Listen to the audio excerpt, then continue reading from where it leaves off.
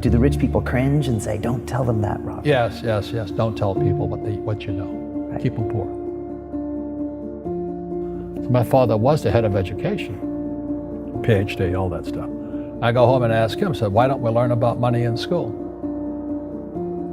And he looked at me and says, because the government doesn't let us teach that subject. The government tells us what we can teach and what we can't teach. And I thought that was strange. And I said, but aren't we going to school to learn about money? He says, no, your job is to get a job. I said, but you get a job to earn money. He goes, no, you're supposed to just get a job. I went, no. Isn't the purpose of a job to earn money? He goes, you're correct. I said, so why don't I just learn about money? I can skip the job part, you know? And he got flustered and he said, if you want to learn about money, why don't you ask your best friend's father about money? And I said, why? That's Mike. So why ask him?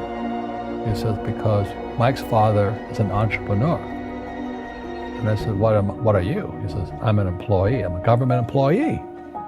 I went, oh, what's the difference?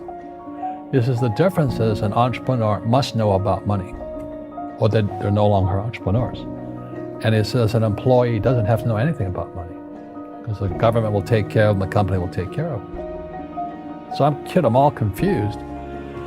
But I took my dad's advice and I trundled over to Mike's father's office and knocked on his door and I said, hey, I'm here, 9 years old. Teach me about money. He says, beat it, kid, you know. But that's where the story of Rich Dad, Poor Dad started. And finally, through persistence, my rich dad started teaching me about money on one condition. And that condition was he would never pay me. He says, the moment I pay you, you think like an employee. He says, that's the trap. Entrepreneurs work for free. And now I'm 9 years old, my head's going cracking in half. He says, you never want a paycheck. You understand that, kid? I said, okay, I got it. And he says, well, how do I make money? He says, that's what entrepreneurs figure out. It was like, so how do I learn about money? So he would just break out a Monopoly game board. So I would work for free and pick up cigarette butts, and he had hotels and restaurants, and I would clean and do menial tasks. And as I got older, I started getting into office work and marketing and accounting, and I was an apprentice basically, but I always worked for free. And he would teach me about money. But the way he taught me about money was playing Monopoly. And finally one day I got upset. I said, well, when are you going to teach me about money? He says, what do you think we're doing? We're playing Monopoly. He goes, no. What do you think we're doing? We're playing Monopoly. He says, what do you think we're doing? I said, I don't know. I'm teaching you about money.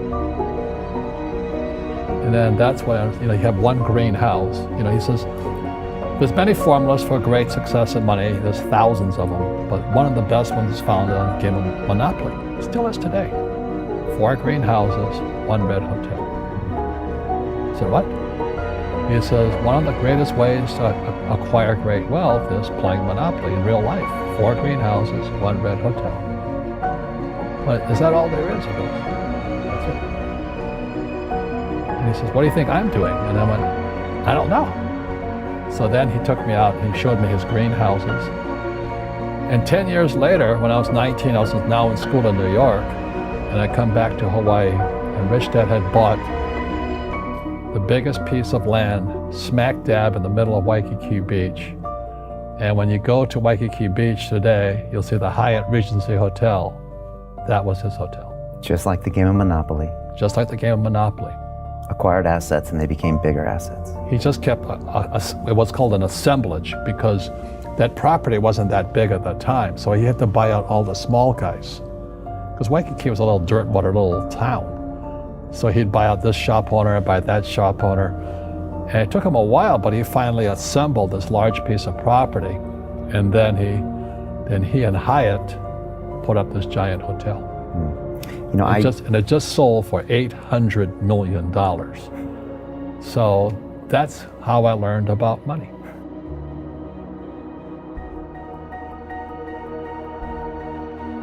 I've had financial crashes. I've had people stab me in the back, but they're all good because I grow from it. That's spirituality. People who are afraid of making mistakes, like they teach in school, they don't ever grow. Because spirituality is there's good and there's bad, there's right and there's wrong, there's up and there's down. Most people only want to be right, they only want to be positive. Well, you can't have that, that's not reality. Well, I wasn't poor by most people's standards, but I came from a family with a poor attitude, if you know what I mean. Because rich, poor, middle class, poverty starts with a fundamental attitude. Poverty is passed on. It's taught in your families. And middle class is taught in families. And so the people right now who are sitting at home, who are struggling financially or worried about money or unhappy, they may be making a lot of money, but unhappy with what they're doing, it was probably taught to you. You know, your super ego was taught, get a job, work hard, or you'll never be rich, or the rich are evil, or whatever. The school system will never teach you about money. The school system was designed to teach you to be an employee, which is important, or a doctor or a lawyer, a specialist, but never about money.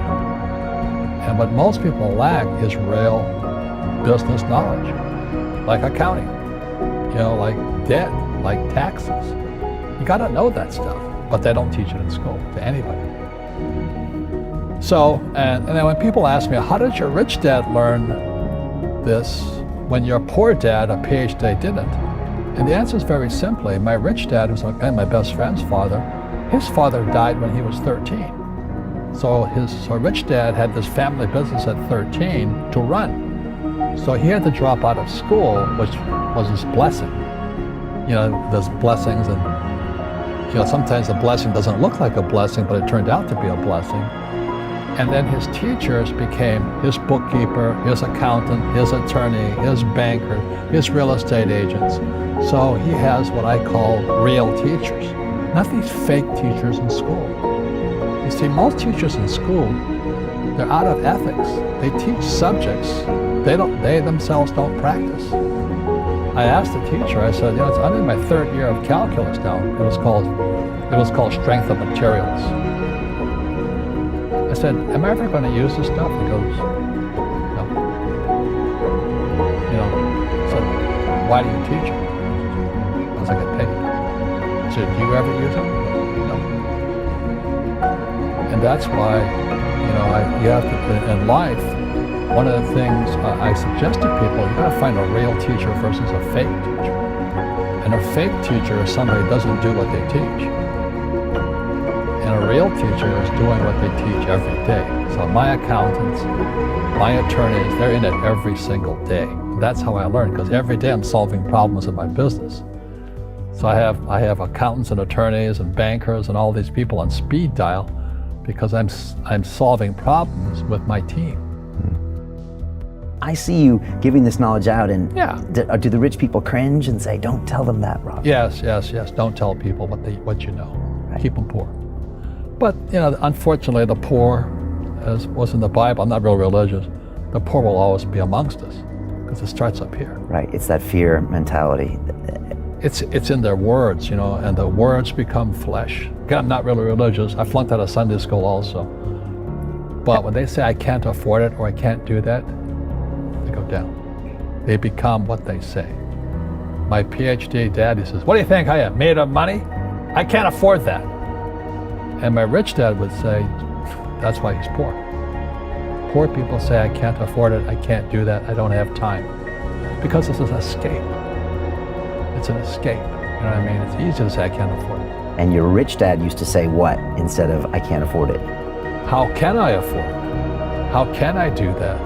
You know, what would it take, or why should I do that? He says that a question opens the mind, a statement closes the mind. So when you say, I can't afford it, your mind shuts down, and you become what you say. Rugby is a team sport, but so is soccer. The rules are different. And other people are golfers. They play by themselves. And so everybody's different. So my game financially is business, number one. Second is real estate. So what I say to young people is, you find your game.